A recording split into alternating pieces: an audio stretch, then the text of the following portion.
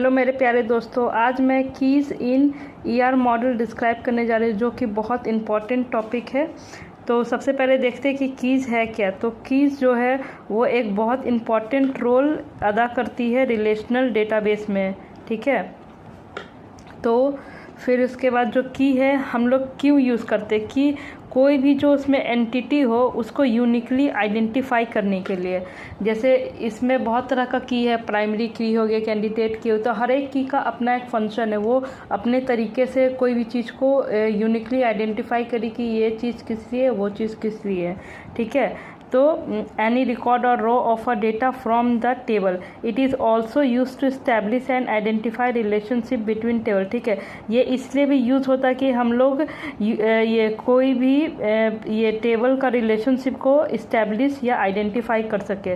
तो सबसे पहला की हम लोग देखते हैं। तो यहाँ पर देखिए 1 2 3 4 तरीका का ये प्राइमरी की, कैंडिडेट की, सुपर की और ये फॉरेन की। तो अब फटाफट देखते हैं प्राइमरी की किसको बोलते हैं। जैसे यहाँ पर एक एग्जांपल देखिए, एक एम्प्लॉय है, एक एम्प्लॉय आईडी है, एक नेम है, एक एड्रेस है।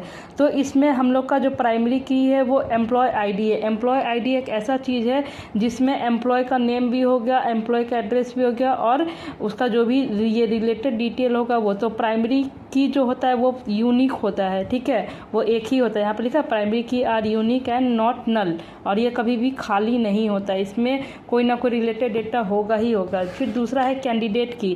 कैंडिडेट की जैसे ये एक एग्जांपल देखिए, यहाँ पर एक एम्प्लॉय का डेटा दिया, जैसे employ ID, name, address, passport number, licence number, एसेसन। तो यहाँ पे पासपोर्ट नंबर और ये लाइसेंस नंबर दिया, ठीक है। तो इसका मतलब वो दे चाहे ना दे, वो कैंडिडेट मतलब क्या हो गया, वो एक ऐसा की है कि वो एक रेफरेंस के यूज़ ये के लिए यूज़ हो रहा है। जैसे यहाँ पे लिखा ना, candidate key is a minimal super key, the super key for which no proper subset of a super key is called candidate. तो इसमें बस वो एक रोल अदा कर रहा हो और इसका कोई काम उतना नहीं होता है।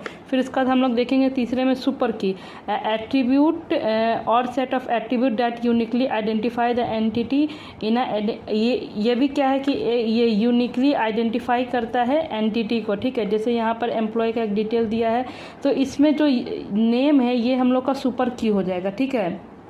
क्योंकि ये जैसे अगर किसी का आईडी अगर ये मिसमैच हो गया, कुछ भी हो गया, तो नेम से भी तो हम लोग आइडेंटिफाई कर सकते हैं कि उसका है।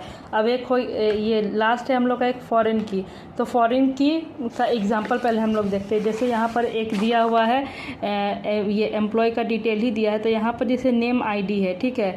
तो फॉरेन की क्या है कि ये नेम आईडी को वो रेफरेंस लेके दूसरे जगह पे ये मतलब उसका डिपार्टमेंट को